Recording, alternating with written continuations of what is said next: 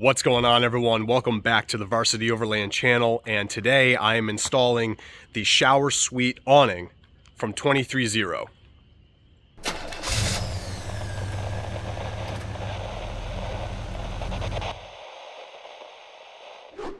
Now, a lot of people assume when they see a shower awning or a shower suite from a company, they assume that it's going to be used obviously as a shower for something like bathing or washing and stuff like that. And although we can definitely use that thanks to our water port, I expect that this shower suite will primarily be used as a changing station while we're at camp. There have been a lot of times when Michelle and I are either at a campsite from a campground or at a dispersed site, and the way that we usually change clothes outside of the tent is by opening up the doors on the side of the vehicle and trying to cover ourselves as much as possible while we're changing our clothing, either in the morning or at night right before we go to bed. So I imagine that the shower suite will come in handy for allowing us to change in complete privacy.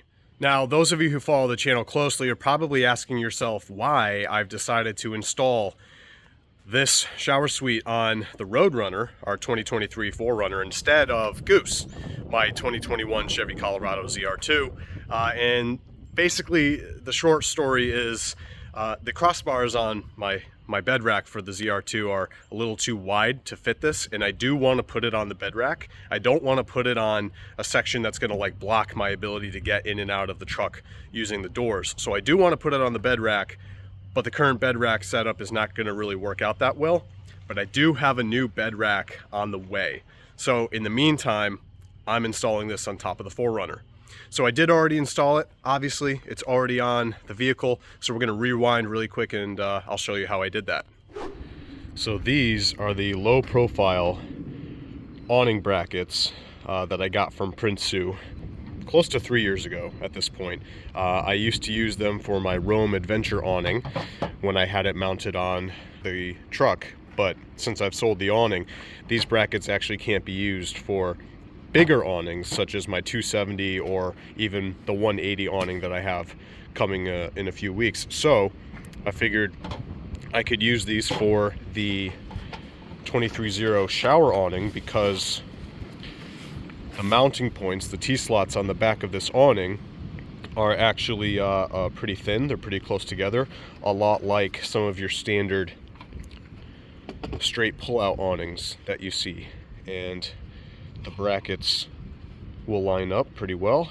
Obviously, these things are pretty dirty. I got to clean these off first, but I'm going to use these to mount to the top of the Prinsu rack somewhere towards the back section so that hopefully the doors will still be accessible and it'll be closer to the rear of the vehicle.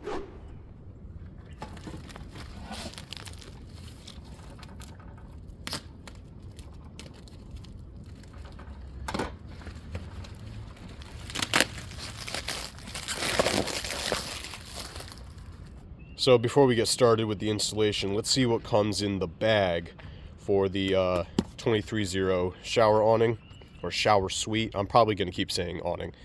So we got two L brackets. These would go on top of any basic roof rack or probably bed rack. You would just place it on top of the crossbar, and then the awning itself would bolt into this section here.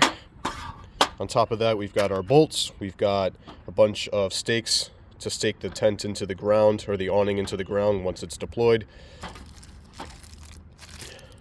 Couple ratchets that they got here. I don't have to go hunting through my toolbox to make sure I have the right size for these. I imagine these pieces could be used to elongate the mounting point. So if you need to kind of DIY a situation to make this work on top of your rack or on top of your crossbar, I imagine that these would help do that, just to change the location of the holes perhaps, make them taller, make them wider. I could be wrong. If you know exactly what these are meant for, comment down below and let me know. But we are going to get started with mounting the Prinsu low profile awning brackets with the Prinsu hardware onto the back of this thing, and then I have to figure out the correct spacing with the Prinsu crossbars before I can tighten everything down. Alright, so I've got the hardware in place. The Prinsu bracket, and I still have it really loose so I can move it, but the Prinsu bracket, you can see, has a little bit of extra space, so I can decide whether I want the bracket to go forward or back. And what that determines is how tall the actual, shower awning sits on top of the rack. And I think I want it to be a little taller, just to be sure that it clears the top of the door, so that I can open it. So what I'm going to do is I'm going to push these forward, because this is the top, this is the bottom. So I'm going to make sure that there's space here, so I know that they are as close to the top of the awning as possible. Then I'll tighten them down a little bit more, pop this thing up onto the Prinsu.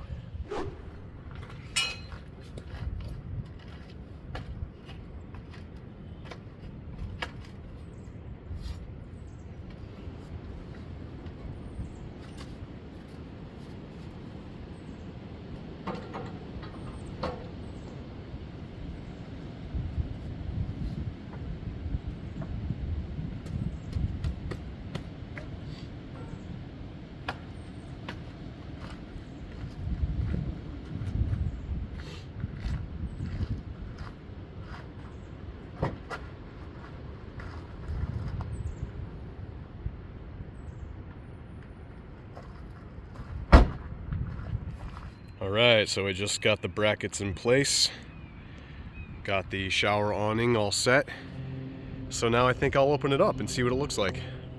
And I just want to start by saying I love when a company puts a little kind of zipper sleeve at the top of their awning to protect any water ingress or any debris from whacking that zipper and causing a problem. So that's really cool. The material of the bag itself is more of a fabric material. It's not that rubberized material that you see on a lot of other awnings. I don't necessarily think it's a problem though, because of how small the awning is, how light it is.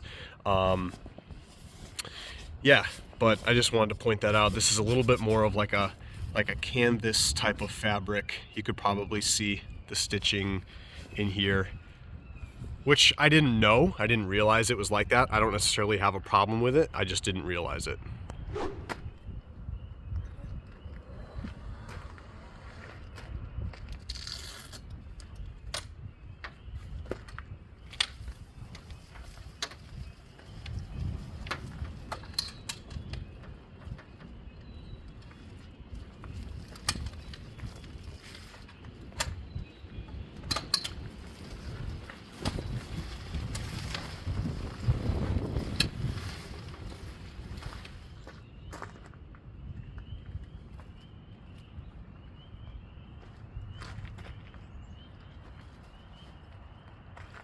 Alright, so there it is, all deployed.